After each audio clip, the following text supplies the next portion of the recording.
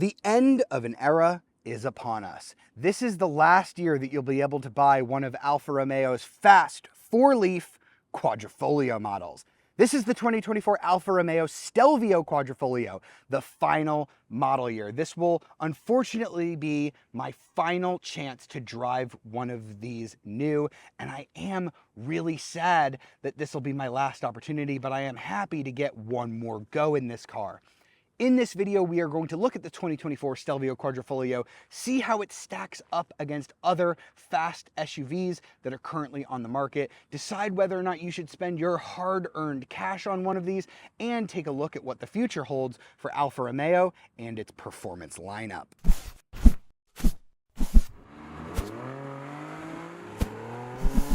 So let's begin with a quick walk around of the Stelvio Quadrifoglio. This model has been out for a while now, so there's not a whole lot new to talk about. We do get some new headlights for the 2024 model year, a little bit more modernized than before. They do look kind of similar to the old ones though. We've got the familiar snake eating a baby logo, crazy stuff. I absolutely love it. We do have some hood vents here letting us know that we have the Quadrifoglio model. You get 20-inch wheels as standard. These black 21-inch wheels look positively gorgeous, although they are kind of expensive. You get black brake calipers as standard. You can get red ones as well. We do have our four-leaf badge here, giving us good luck when we go racing and letting us know that we do have the Quadrifoglio. For 2024 model year, to send this car off in style, they do have two special editions. There's the Carbon edition, which adds like carbon fiber mirror caps and stuff like that. You get yellow brake calipers instead of red or black. And then there is the Super Sport. I'm honestly a little bit disappointed that there's not like some crazy unique color, like if they went with orange or yellow or something interesting to really give those special editions like something unique that stands out for somebody that isn't an Alfa Romeo like enthusiast diehard. So if you are one of those people, maybe you want to collect one of those. They are very extremely limited in production.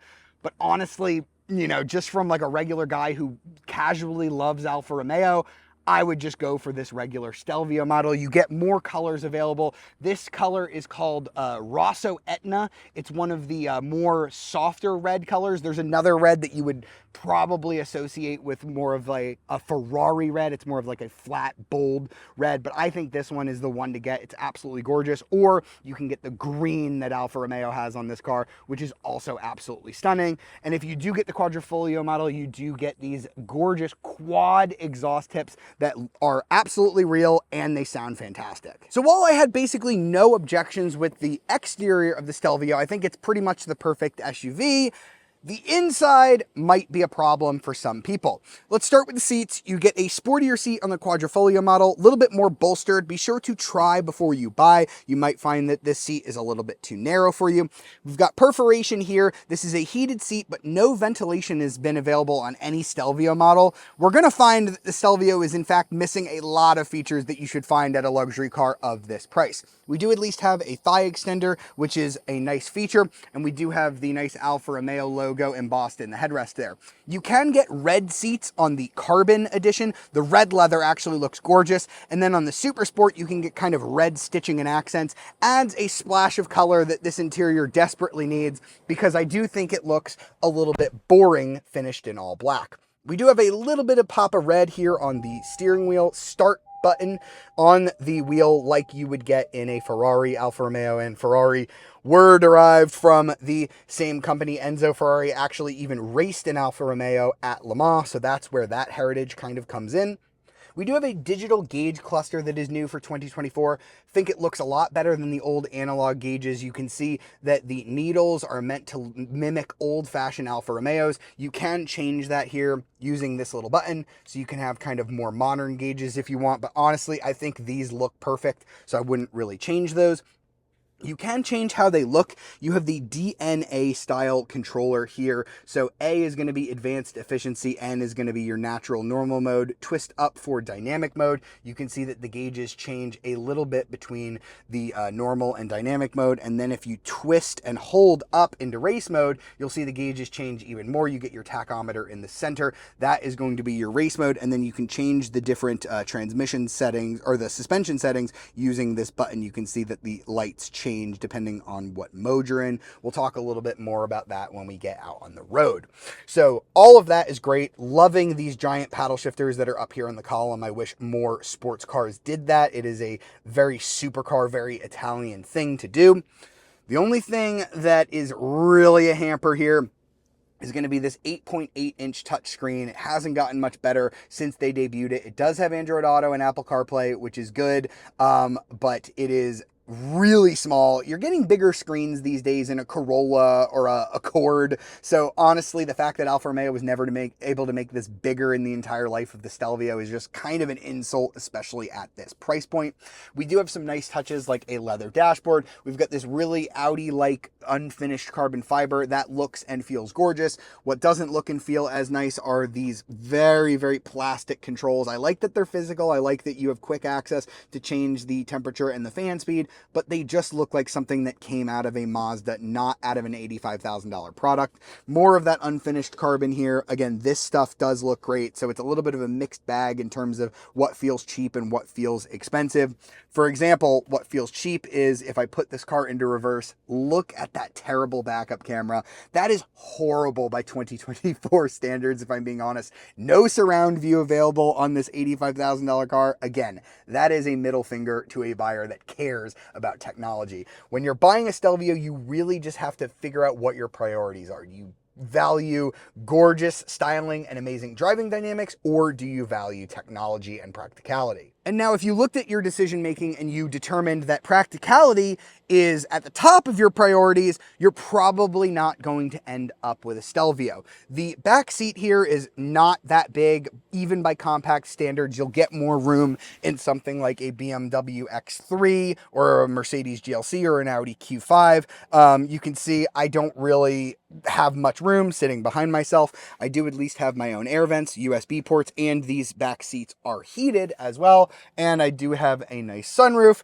but I would not call the Stelvio huge for adults back here. It's a similar story in the trunk where you get 18.5 cubic feet of space. That's kind of on par with a gas-powered Porsche Macan, but it is smaller than the SUVs from BMW and Mercedes. The one thing that Alfa Romeo does do really nicely is they do give you an ability to fold down the seats from here. I just pulled those tabs, and I am gonna have to give the seats a little bit of a nudge to fold them down. But as you can see, one of the seats was able to fold completely. The other one bumped against the driver's seat there. So in terms of just like overall largeness and practicality, you kind of struggle a little bit here with the Stelvio. It's good. It's good. You can fit lots of stuff in here, but you can definitely get bigger options in this size class at this price point. And let's be honest about the real reason why you buy an Alfa Romeo, particularly a Quadrifoglio. It's probably not the storage space. It's probably not the technology. It's how the car drives, and it's what's under the hood. This video kind of acts as a retirement for this engine, the 2.9 liter twin turbocharged V6 that was loosely connected to the V8 engine that was used in various Ferrari and Maserati models.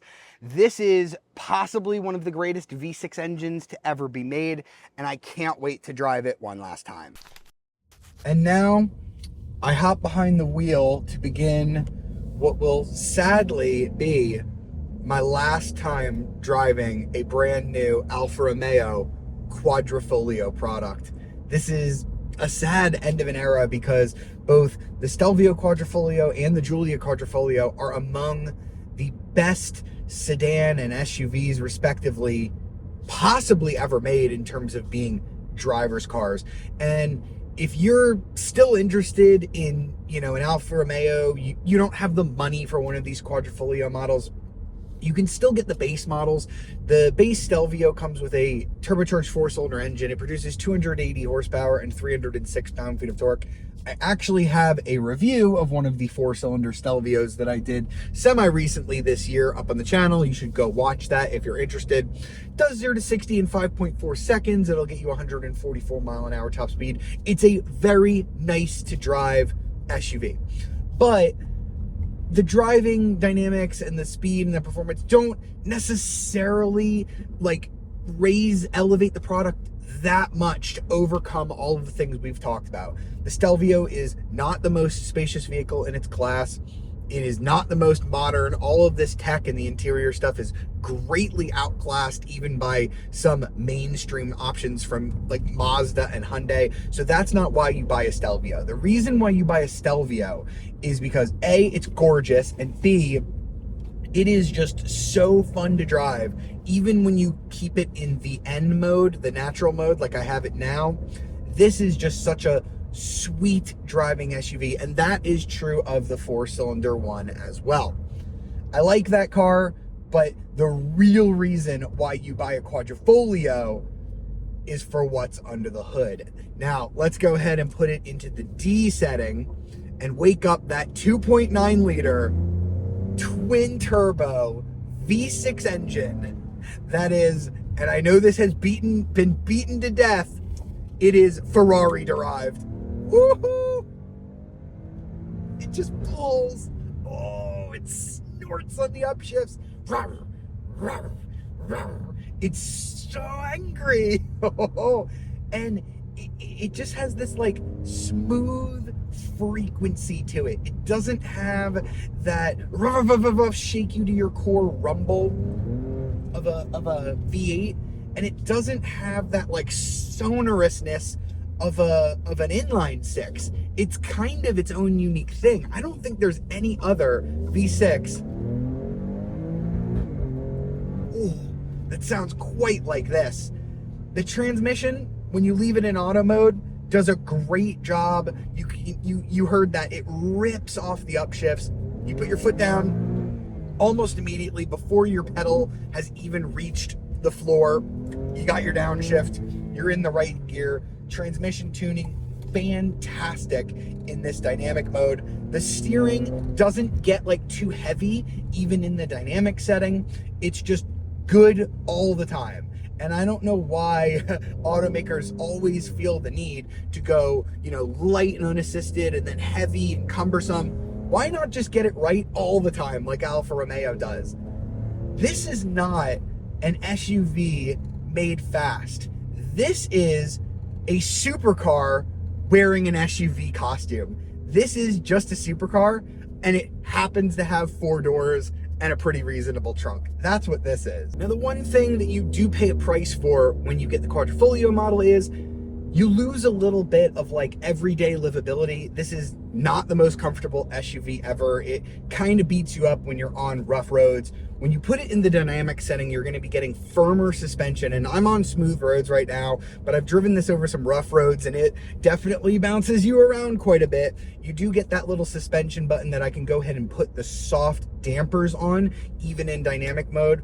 Highly recommendable when you're driving in dynamic mode. You don't need the stiffer suspension. I find that the soft suspension setting makes you more comfortable and still gives you that handling prowess that you need. We've got that limited slip locking differential as part of the Quadrifoglio. Gives us that great balance. Fuel economy, of course, not going to be great. We're talking about a Ferrari-derived V6 here. It's going to drink gas at a rate of 17 miles per gallon in the city, 23 combined. They say you're going to average 19. You're probably going to average 15 or 16 the way that this SUV demands to be driven. And dynamic isn't even the final setting. If I twist towards dynamic and put it into my race mode, now I truly get the full fury that the Stelvio Quadrifoglio has to offer. Oh! The gauge changes. I've got my tack right in front of me in the center now. Oh, it glows red when it's about to reach the red line. Still gives me those farts. The steering, I cannot stress this enough. This is the best steering that I have ever felt in an SUV. It is so pinpoint. It is so fun and communicative. Nobody has ever done it better. I will say, I think there is one SUV that I have driven that is slightly more well-rounded than this as an SUV, and it is what I would call the best SUV I've ever driven. That is the Aston Martin DBX 707, which is $300,000+. So for this to be second only to that at about $85,000, That's a huge win for Alfa Romeo. Now, whereas the base Stelvio only produces 280 horsepower, this one produces 505 horsepower and 443 pound-feet of torque, which means if you put your foot on the brake and floor it, oh, let's go. Whoa. Oh, it sounds even better in dynamic mode. Oh, in the race setting. That means you'll get from 0 to 60 in 3.6 seconds. This thing is an absolute rocket ship. And then when you rip around the corners, you can get the back end out, that limited slip differential doing its work. This thing is a perfectly balanced driver's car. It does not feel like I am driving an SUV right now. It feels like I'm driving a proper sports car. Now, while I am in the race setting, I can no longer activate the soft suspension dampers. I can click the button to get what they call the mid damper. Now, this is a little bit more comfortable, but it is still definitely bouncing me around quite a bit. All good. I'm having too much fun to notice how much I'm getting beaten up. And if I'm being honest, when I first drove the original BMW X3 and X4M, those cars really beat you up too. BMW did later rectify that. But those cars just felt like an X3 and an X4 with an M3 engine. This feels like more of a cohesive driver's car. I'm having more fun in here than I did in those cars. And besides the engine, which is amazing, and the steering, which is amazing, I haven't even talked about what I think is possibly my favorite part of this whole driving experience. The paddle shifters. This thing doesn't have dinky little paddles that are on the wheel. Like a supercar, this thing puts them on the column, and they're big, and they're reachable, and they are so fun to play with when you're having fun in this car. Get the back out. Oh, yes. Here comes the straight. Pull the paddle. Boom. Oh, it's just so brilliant.